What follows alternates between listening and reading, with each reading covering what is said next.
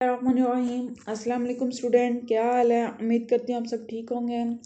Welcome to my channel सीधरा economics lecture.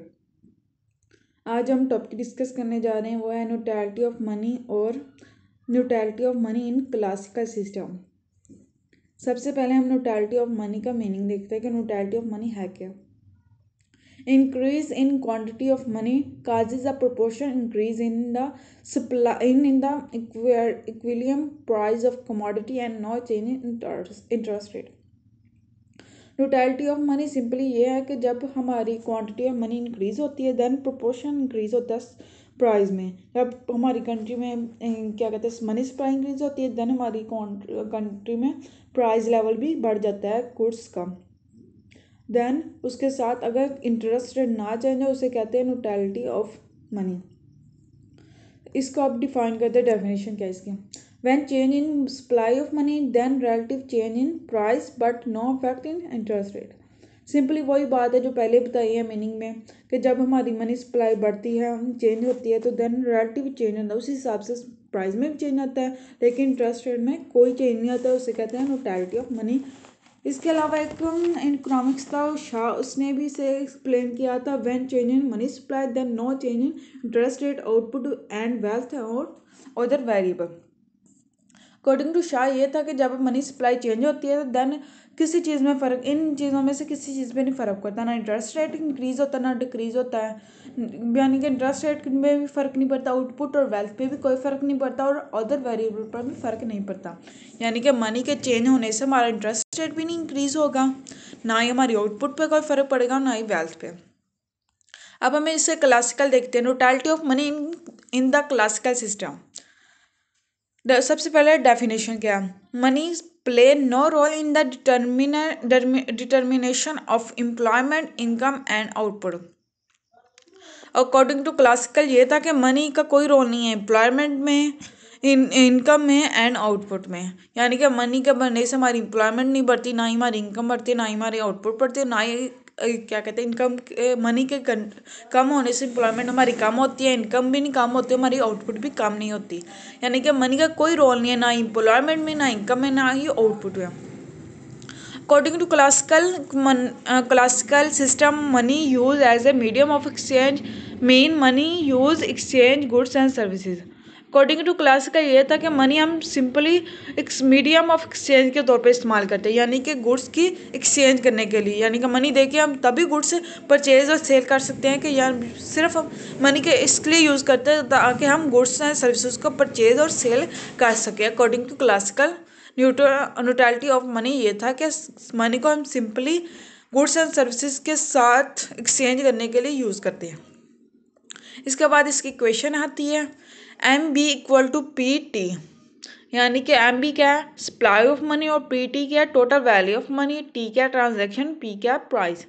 यानी कि हमारी supply of money equal to है total value of money, M B equal to P T. अब equation के कुछ असम्पशन है। V is constant and T is constant. इसमें V यानी कि लेफ्ट साइड पे V और राइट साइड वाला T दोनों क्या है कांस्टेंट है। देन क्या है when money change then price change, यानी कि M जब चेंज होगा तो P भी चेंज हो जाएगा। इन दोनों के दरमियान रिलेशनशिप प्रयोग किया हुआ neutrality of money in classical system.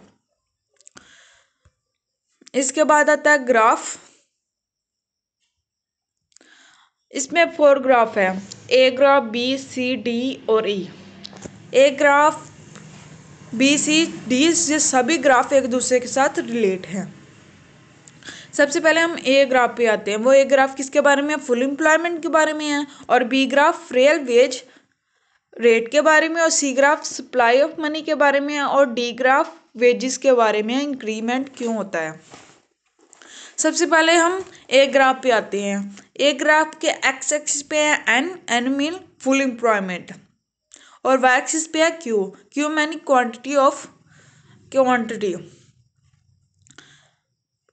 यानी कि इन दोनों के क्या कहते हैं फुल एम्प्लॉयमेंट और क्वांटिटी ऑफ मनी के, क्वांटिटी सिंपली क्वांटिटी है, क्वांटिटी के एक कम्बिनेशन से ये ग्राफ बने हैं फुल एम्प्लॉयमेंट का। फुल एम्प्लॉयमेंट का कर्व इन्होंने नीचे भी शो किया हुआ कि हम फुल एम्प्लॉयमेंट क्या कहते हैं, natural rate of full employment N naught है, और एन नॉट उन्होंने सप्लाई और डिमांड के ज़रिए भी शो किया हुआ है। सप्लाई और डिमांड जहाँ एक दूसरे पे कट कर रहे हैं ई पॉइंट ग्राफ बी पे, वहाँ पे हमारा रियल वेज रेट है ई पॉइंट पे।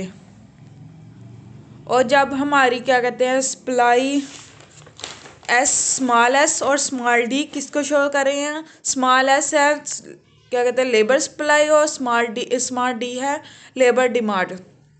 अगर हमारी सप्लाई कम हो लेबर से, सप्लाई क्या कहते हैं डिमांड ज़्यादा हो लेबर की, और लेबर की सप्लाई कम हो, देन वो अपनी क्या कहते हैं अपनी हिसाब से अपनी मर्ज़ी की वेजेस पे आमादा हो जाते हैं कि हमें ज़्यादा वेजेस की जाए।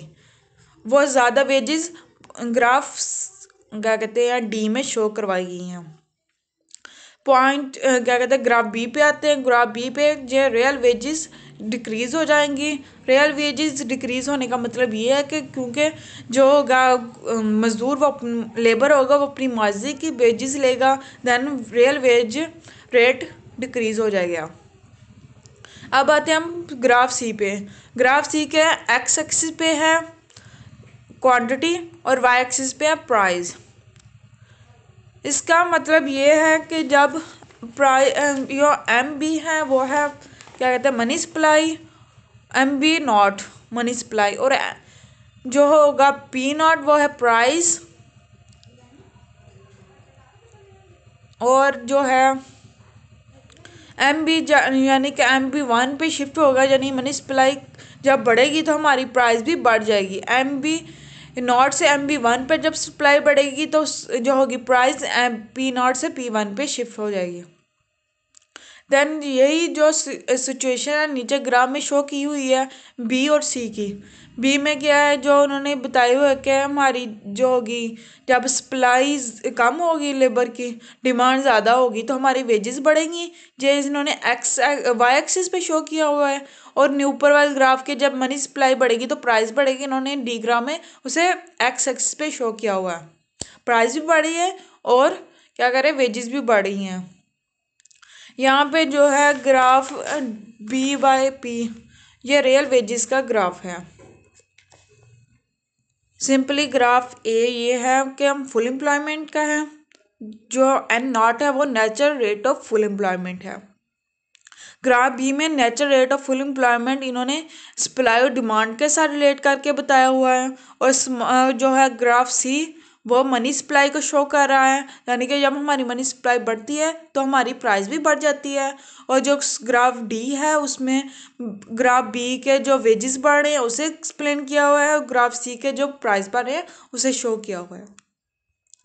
अब इसे मैंने लिखा एक्सप्लेनेशन एन पे क्या है हमारी फुल एम्प्लॉयमेंट जो इधर है एक्स एक्स पे, और पी नॉट क्या हमारी इक्विलिब्रियम प्राइस है, डब्ल्यू बाय पी नॉट हमारी क्या है real wage rate, W naught क्या equilibrium wage rate, Q naught क्या equilibrium quantity, M B naught क्या है supply of money, equilibrium supply of money.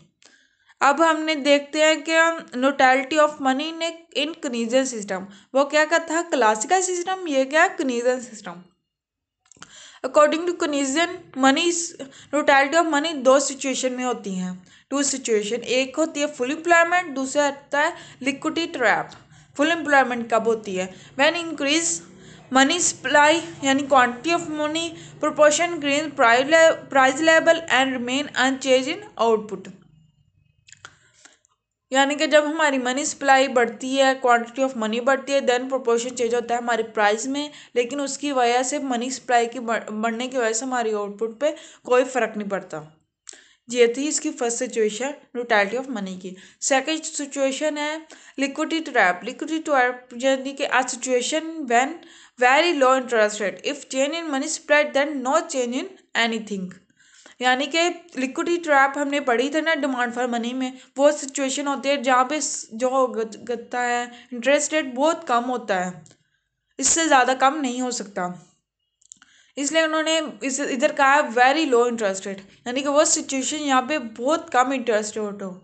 इतना कम इंटरेस्ट रेट होने की वजह से जब हमारी मनी सप्लाई में चेंज होगा, बढ़ेगी या कम होगी, देन हमारी जो अदर थिंग है यानी कि आउटपुट, वेल्थ, इनकम, प्राइस पे कोई इफेक्ट नहीं होगा। देन हमारी मनी क्या होगी? Neutrality of money. Neutrality of money simply यही है कि हमारी जब क्वांटिटी ऑफ मनी बढ़ती है तो उसके साथ ही हमारी प्राइस भी बढ़ जाती है, लेकिन इंटरेस्ट रेट में कोई फ़र्क ना आए तो उसे क्या कहते हैं? Neutrality of money. और अकॉर्डिंग टू क्लासिकल ये था कि जब मनी का कोई रोल नहीं है एम्प्लॉयमेंट, इनकम और आउटपुट में। मनी सिर्फ हम एक्सचेंज करने के लिए, गुड्स को एक्सचेंज करने के लिए यूज़ करते हैं। और अकॉर्डिंग टू कनीजन ये था कि जब हमारी मनी बढ़ती है, मनी सप्लाई, तो देन हमारी प्राइस लेवल भी बढ़ती है, लेकिन हमारे आउटपुट पे कोई फ़र्क नहीं पड़ता। और दूसरा इसका पॉइंट ये था कि जब हमारी बहुत कम इंटरेस्ट रेट होता है इकोनॉमी में, देन अगर सप्लाई मनी चेंज भी हो तो देन अदर थिंग पे कोई फ़र्क नहीं पड़ता। ये अकॉर्डिंग टू, यानी कि इसका पूरे का यही है कि जब भी हमारी मनी सप्लाई चेंज होती है तो सिर्फ और सिर्फ किस पे अफेक्ट करती है? प्राइस पे। प्राइस के अलावा मनी किसके इंक्रीज या डिक्रीज होने की वजह से किसी चीज़ पे कोई इफेक्ट नहीं पड़ता, उसे कहते हैं neutrality of money. Please like and share my video, please subscribe my channel. Thank you so much.